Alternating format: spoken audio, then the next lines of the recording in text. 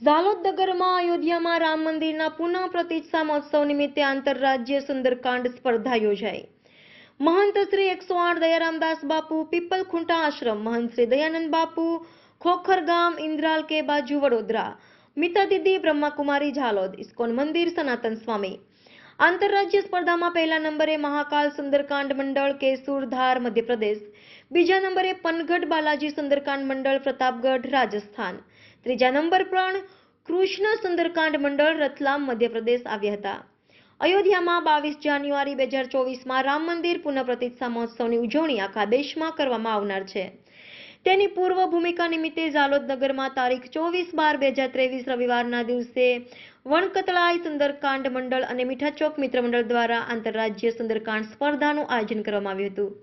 આ આયોજનમાં નગરમાં રહેતા સૌ સનાતન હિન્દુ ધર્મ પ્રેમીઓ દ્વારા સંપૂર્ણ સહકાર આપવામાં આવ્યો હતો અને સફળ બનાવવામાં આવ્યો હતો।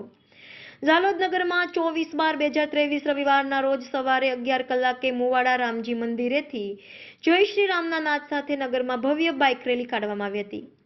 આ બાઇક રેલીમાં સહુ બાઇક પર શ્રી રામ અને હનુમાનજીની પતાકાઓ લહેરાતી હતી।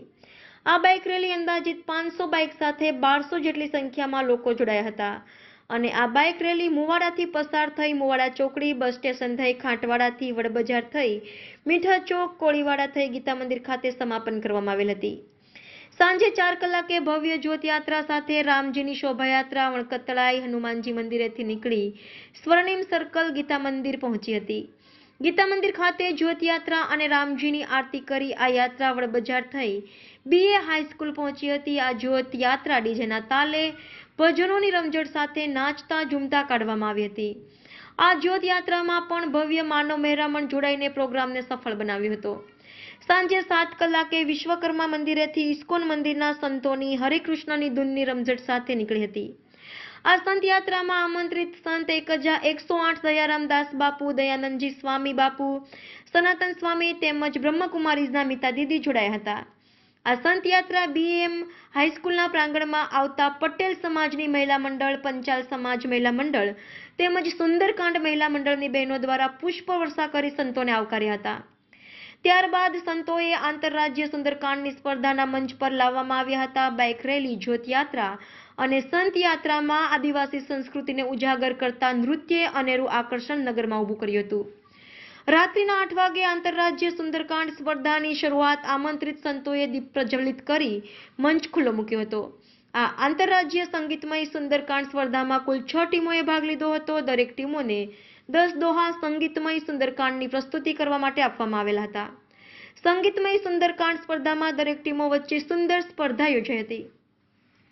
દરેક ટીમો સાથે આગ્રાની મશહૂર ઝાંખી પણ પ્રદર્શિત કરવામાં આવી હતી। આ ઝાંખીમાં મુખ્યત્વે રામ દરબાર સાથે બાહુબલી હનુમાન, શિવ તાંડવ સાથે નૃત્ય, રાધેકૃષ્ણ લીલાઓ, કાલિકા માતાનું અનુપમ રૂપ લીલાઓ સાથે પ્રદર્શન કરવામાં આવ્યું હતું। આ દરેક લીલાઓ જોઈ ઉપસ્થિત જનસમુદાય ઝૂમી ઉઠ્યું હતું। આ આંતરરાજ્ય સુંદરકાંડ સ્પર્ધામાં પહેલા નંબર પર મહાકાલ સુંદરકાંડ મંડળ, બીજા નંબરે પનગઢ બાલાજી, ત્રીજા નંબરે કૃષ્ણ સુંદરકાંડ મંડળ આવેલ હતા। આ સ્પર્ધાનું યુટ્યુબના માધ્યમથી લાઈવ પ્રસારણ ચાલતું હતું। આ સુંદરકાંડ સ્પર્ધા જોવા હજારોની મેદની સ્કૂલમાં આવી હતી તેમજ આ સમગ્ર સંસ્કૃત એવા ગોપાલ શર્મા દ્વારા કરવામાં આવ્યું હતું। સંવાદદાતા દેવકુમાર, દીવ મિરર ન્યૂઝ, ઝાલોદ।